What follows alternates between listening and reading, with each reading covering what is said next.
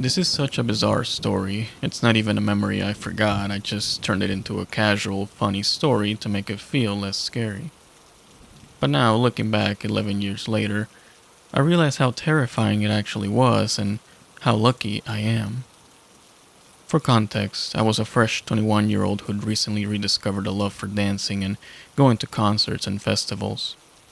At 20, I attended my first festival, where I had an amazing time volunteering and meeting people. It was a last minute opportunity, but it went so well that I was hooked. I was still incredibly naive and new to that scene. The next year, I decided to return to the same festival.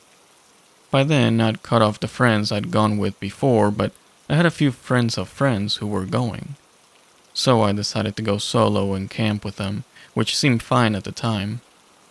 Looking back, that's where the trouble started. I got a late start, and by the time I arrived, the lines to get in were incredibly long. Although I'd packed carefully, my phone had poor service, making it hard to reach the group I was supposed to camp with. By the time I found them and set up my tent, it was already dark.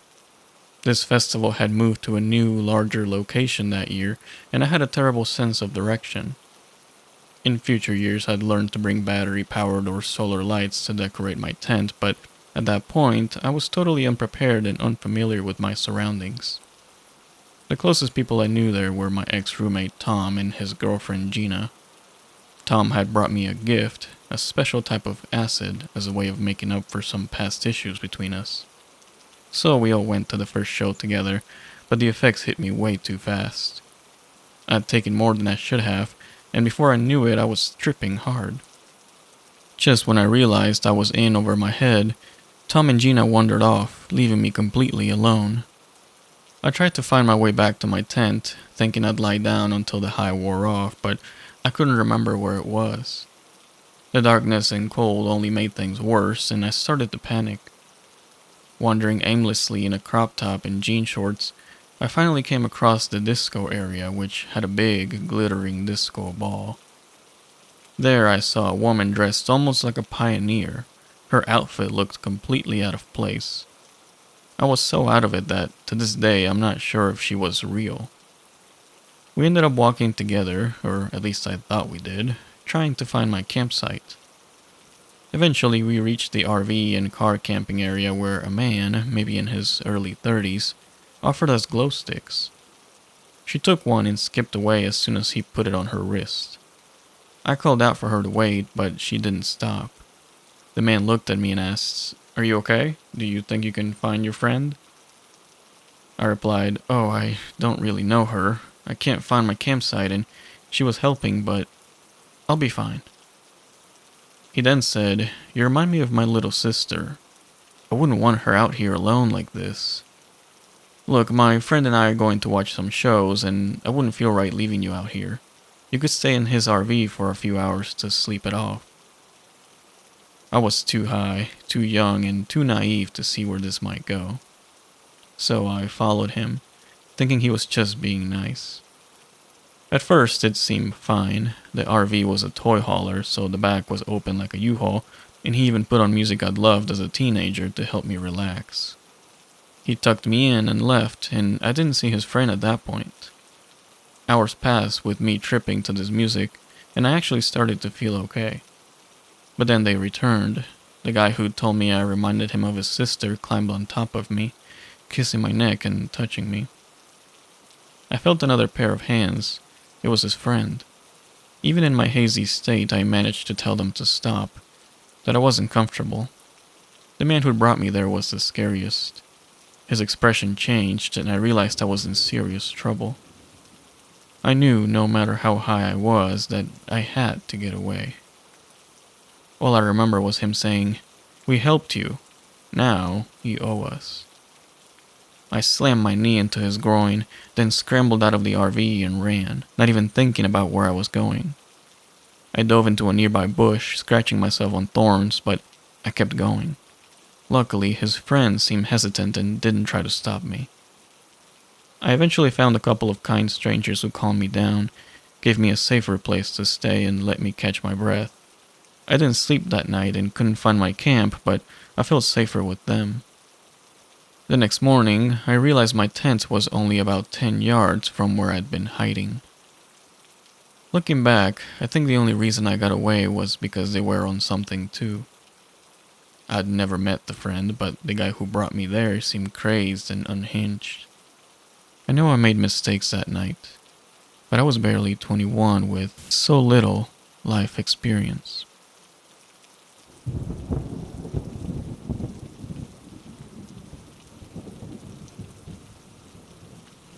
So I've never shared this story publicly, but my family was reminiscing and it came up, so I thought I'd share. During mine and my brother's senior year, my family decided to move 45 minutes away. My brother and I didn't want to finish our senior year at a new school, so we chose to stay behind with friends and move after graduation. My mother, dad, and little sister loaded up their U-Haul. The plan was for me to stay one more night at the house after work, and my friends would help me pack after school. When I finished my shift at 9 p.m. and made it home, I was surprised to see my brother's car in the driveway. I entered the house and could clearly hear talking from his room. I assumed it was him and his girlfriend, so I knocked on the door to tell him I was home and good night. However, when I knocked, the talking stopped completely and there was no answer. Annoyed, I said, "Fine, be that way." Our rooms were right next to each other. I got ready for bed, showered, made a snack, and went to my room. I decided to lock my door as I was annoyed and hurt by my brother's actions toward me. I went to sleep and was woken up around 2 a.m. to the sound of my doorknob shaking and the door being pushed on. I could hear talking but couldn't make out what was being said. I sat up and called my brother's name. "Logan? Hello?" I got up and ran to the door. As I swung it open, I heard his door slam shut. I again yelled at him, "Logan? What do you want? Hello? Why are you being a jerk?" But I got no answer. I again closed and locked my door and went back to sleep. In the morning, I woke up and went to school. My brother's car was gone and his room was empty, suggesting he also went to school. During my walk there, I called my mother asking her, "What's Logan's deal?" My mother asked what I meant and I explained that last night when I knocked on his door he ignored me, and in the middle of the night he tried to open my door but ran back into his room when I got up and opened it. So I asked her why he was being like that. My mother then informed me that she had spoken to my brother last night. He had spent the night at a friend's house and had called her that morning on his way to pick up his car. Logan was not in the house at all last night. I was supposed to be alone. I was extremely shaken and enlisted my friend's parents to help me collect my things, explaining to them what had happened the previous night. When we entered the house, we were all completely shocked to find it ransacked. Our mattresses were cut down the middle, kitchen cabinets had their glass contents tossed onto the floor, our clothes were cut and destroyed. My cat of 7 years was hiding under my bed completely shaken and unwilling to come out even for me. To this day, I have no idea who spent the night with me that night. And I fear what could have happened as a 17-year-old girl had I opened the door and they had chosen to confront me, or if I hadn't decided to lock my door due to being annoyed with my brother. They would have seen me fast asleep and done who knows what. It still gives me chills to think I spent an entire night with complete strangers.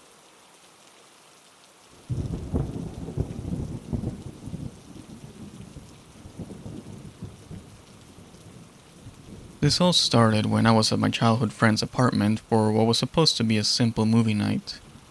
We hadn't hung out in a while, so we were catching up in her cozy, slightly cluttered space, decorated with a lot of girly, comforting decor.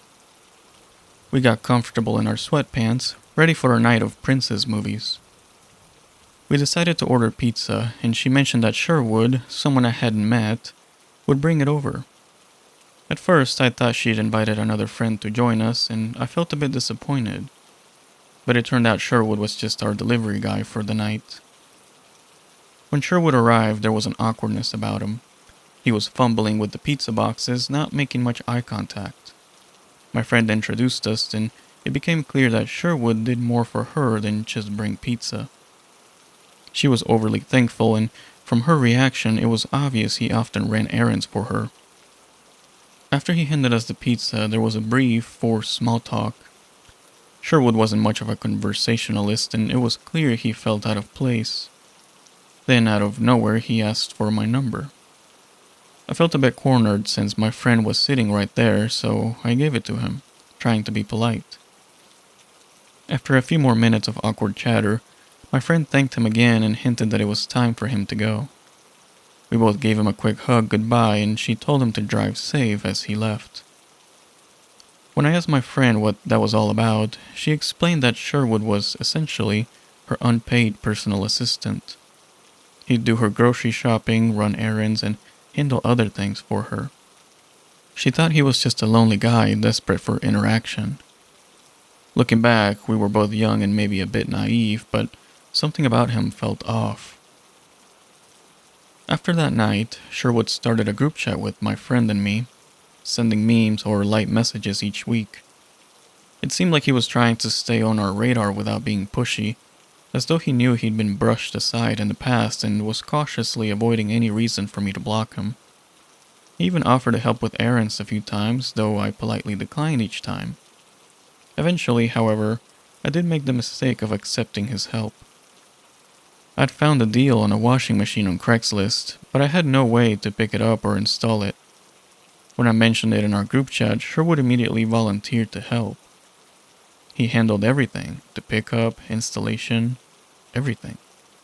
I tried to pay him for his time, but he refused. When I insisted, he suggested we settle it with a casual hike together. I felt uncomfortable, but he framed it as a friendly outing, so I agreed.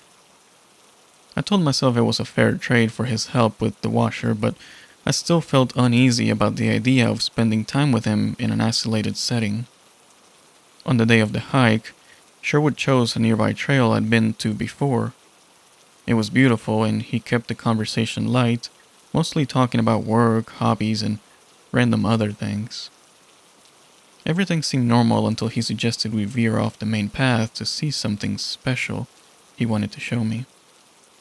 Reluctantly, I followed him. After a short walk, we reached a secluded spot, and there it was, a dead body.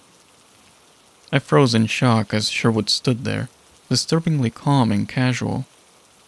The fact that he didn't react at all made me feel even more unsettled, as though he were revealing a side of himself I didn't want to see. The smell was strong, though not as overpowering as I'd expected, and I couldn't tell how long the body had been there, but it had clearly been a while. My heart was racing, and I mumbled an excuse about needing to get back soon, urging Sherwood to follow me as I quickly made my way back to the main path. I kept glancing around, hoping to see other hikers or rangers, anyone to make me feel less alone with him. Thankfully, I spotted a man up ahead and asked him for directions to the parking area, using it as an excuse to have someone with us. The man kindly agreed to walk us back, and once we were back at the parking lot, I called my friend and mentioned I was with Sherwood, saying I'd be at her place soon. I also texted her what had happened, just so it was on record. When I got to her apartment, I told her everything in detail. The body, the smell, the fact that it was still recognizable.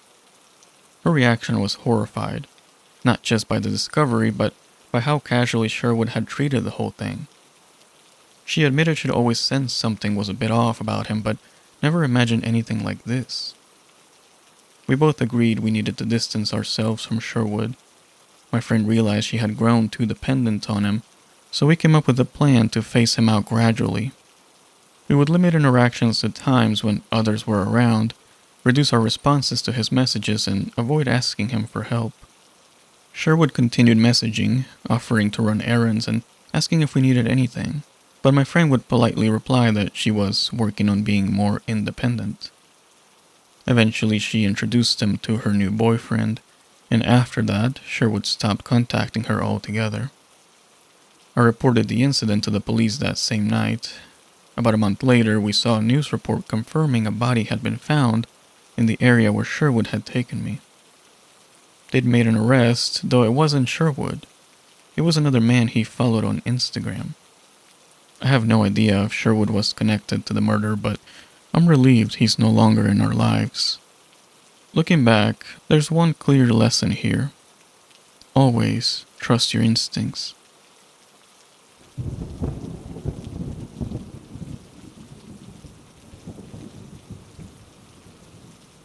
I'm a 29-year-old man from the Philippines. Even though this incident happened in 2013, over a decade ago, it continues to haunt me every time I visit my hometown. Back then, I was an 18-year-old college student. One night, our department hosted a social party that ended around midnight. Since I was the only one among my friends with a car, I had always taken on the role of designated driver. After dropping my friends off at their homes, I parked in my usual spot a few houses away from my own due to the limited parking in our area. As I was about to exit the car, I noticed a girl standing near the entrance of the alleyway leading to my house and several others. She was wearing a shirt with our department's logo, so I assumed she had just walked back from the party. A man in his late 20s wearing a hoodie stood ominously in front of her, seemingly blocking her path. The girl locked eyes with me, and I immediately recognized her expression. It was a silent plea for help. Instinctively, I grabbed my bag and stepped out of the car. The man noticed my presence and began to walk into the alleyway.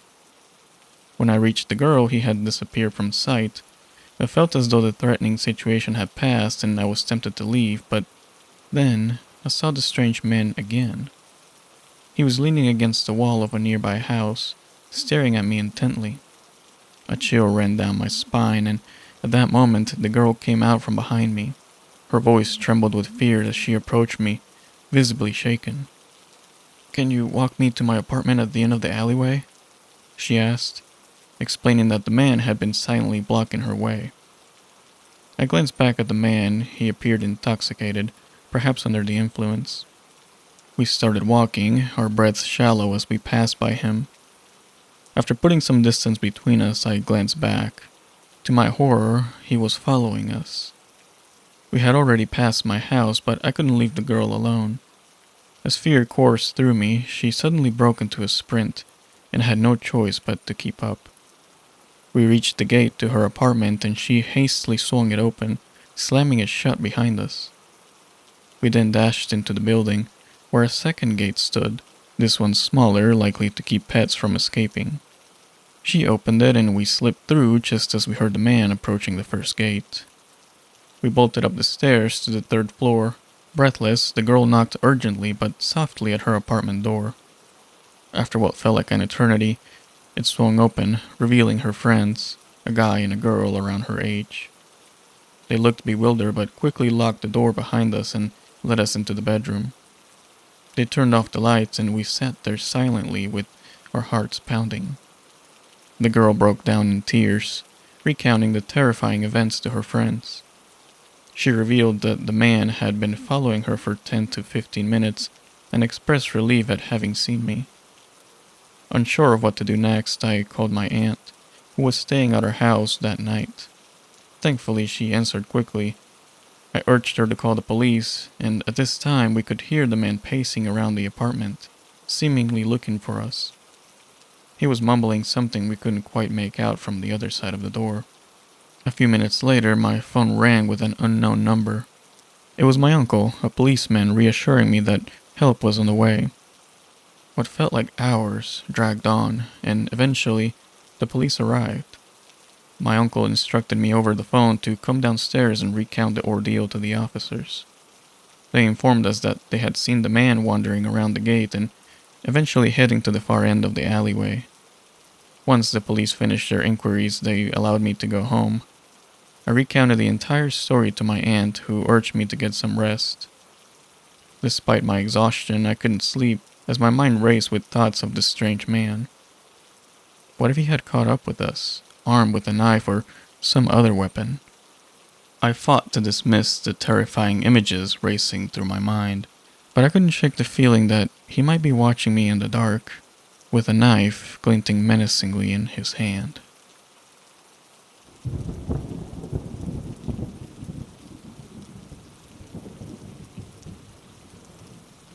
This memory from 2 years ago just resurfaced, and I felt it was worth sharing. It's one of the scariest encounters I've had, and it taught me to always trust my instincts. On September 4, 2022, I was at home waiting for my boyfriend to get back. It was getting late and I grew impatient, so I decided to head out and grab some snacks from a nearby gas station. We live in a city where it's not exactly safe for a 22-year-old woman to be out alone at night. It's common to hear gunshots, see stolen cars, and both gas stations near my house have been robbed at gunpoint before. But I was hungry and craving snacks, so I went anyway. As I was driving to the gas station, I passed my boyfriend on his bike, heading home. This would turn out to be a crucial detail in how things unfolded. It was sometime around 11 p.m. when I pulled into the 7-Eleven and parked near one of the pumps. I hadn't even taken my keys out of the ignition when I noticed a woman standing on my passenger side door, trying to talk to me through the window. A little backstory here. Before this incident, my best friend and I had a couple attempt to carjack us in another city. Ever since then, I've made it a habit to immediately lock my doors whenever I get in my car, and thankfully, I had done that tonight. I stayed in the car, telling the woman that I couldn't hear her, so she walked around to my side. She claimed her ride couldn't pick her up because their car had broken down, and she needed a lift. She even showed me text messages as proof. I politely told her, "I'm really sorry, but I don't help people at night." And then I drove off. I was annoyed that I didn't get my snacks, but brushed it off. On my way home, I made a left turn and started down a winding road that had a shopping center on the right. The first traffic light on this stretch of road leads to my neighborhood, where I would make another left. As I approached the shopping center entrance, a car swerved out in front of me and started driving along the center line. I kept my distance, pulling into the turning lane toward my neighborhood. After we both made the turn, the car pulled over to the curb near the entrance, which immediately put me on high alert. I drove past them quickly. Let me explain the layout of my neighborhood for context. When you enter, there's a long, straight road with a left turn shortly after the entrance and a right turn further down. Both turns lead into a loop that circles the entire neighborhood. The straight road is the main way in and out. After I passed the car, I drove toward the second turn that leads to my house. The car started following me at a distance, and although other cars pulled in behind me all the time, something about this felt off. As I passed my parking spot, I noticed my boyfriend's bike, so I knew he was home. I continued through the loop, debating whether I was overreacting. But as I made my way through, it became clear I wasn't. They began closing the gap, getting so close that I couldn't see their headlights behind me. After the final speed bump, there's a slight turn by a dumpster, followed by a straight stretch that leads back to the main road. As we approached the curve, a man was walking near the dumpster and the car suddenly backed off. I took this as my chance to get away. I turned left toward my house, yelling at Siri to call my boyfriend.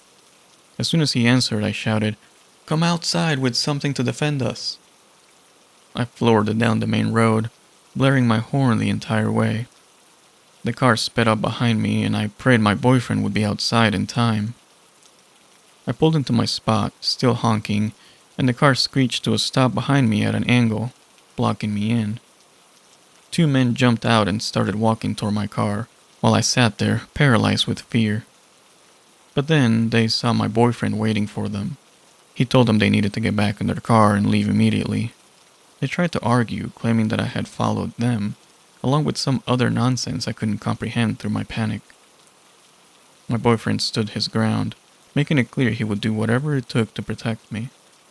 Eventually, the men backed down and drove off. It took me a few minutes to compose myself enough to get out of the car. The police were called but didn't show up until nearly 2 hours later. Of course, by then, the men were long gone and the police didn't bother investigating any further. Needless to say, my boyfriend was with me every night after that and would even meet me at the entrance of our neighborhood to ride home with me for a while. I often wonder what those men would have done if I had turned around or just pulled into my parking spot right away. Would they have followed me to the police station if my boyfriend hadn't been there? Was the woman at the gas station part of their plan? The whole situation makes me sick to think about. For weeks leading up to this, I had a gut feeling to keep an extra eye on the cars behind me, and looking back, I'm glad I did. It's terrifying to consider how things could have ended if I hadn't trusted my instincts, or if my boyfriend hadn't been there to scare them off.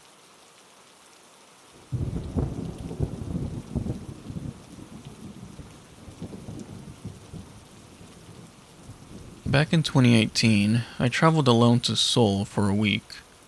At the time, I was a student going a semester abroad in Kyoto, and since Seoul can be pretty expensive, I booked a bed in a mixed dorm hostel to save money. It was supposed to be a 6-person room. When I arrived, I discovered I'd be sharing the room with 5 men who were already staying there. Being a bit naive, I didn't think much of it. Plus, the hostel was fully booked. My roommates were from different places, 1 Japanese, 1 Korean, 2 Chinese, and 1 German. Right from the start, the German guy gave me an uneasy feeling. He had a way of staring at me that just felt off, but I brushed it aside, figuring I'd be out sightseeing most of the day anyway. Every day, he'd ask if I wanted to hang out and explore the city with him. I preferred to do things on my own, so I always made up excuses. Once, I accepted his invitation to visit Gangnam, but it was awkward and uncomfortable. We had little in common, and the conversation was just small talk. In the mornings, when I was getting ready, doing my hair and makeup, he'd just stand there, watching silently. It was irritating, so I asked him several times if he didn't have anywhere else to be. He'd just shrug and keep staring. Throughout the week, I felt uneasy around him and tried to avoid him as much as possible. At one point, I even ran into him at the cafe in the city center, which felt strange. What were the odds? Fortunately, the other guys in the room were friendly, and we all went out for dinner together one night, which was a nice break from the tension. On my last morning in Seoul, I woke up too early and drifted back to sleep. The next time I opened my eyes, I found him sitting by my bedside, caressing my arm and shoulder. I shot up and asked him what he was doing. Even though he was only touching my arm, I felt deeply uncomfortable and repulsed. I had always thought that if I found myself in a situation like that, I'd scream or tell the person off. But I was so shocked and dazed that I just froze. He started telling me how he loved me, how special I was, and how he wanted us to meet up back in Germany. I tried to tell him calmly that we barely knew each other, that it had only been a week. He insisted he just knew and wanted to express his feelings. At this point, I was feeling sick. He was also leaving that morning and offered to go to the airport together. I firmly declined, saying I'd take a later bus. Thankfully, he accepted this and eventually left, which was a huge relief. I didn't run into him at the airport, but the whole experience left me exhausted. The stress of fending off his advances all week, then having to politely decline him after he'd crossed such a boundary, was overwhelming. At some point, I just broke down in tears, feeling drained. Looking back, I wish I'd insisted on switching rooms.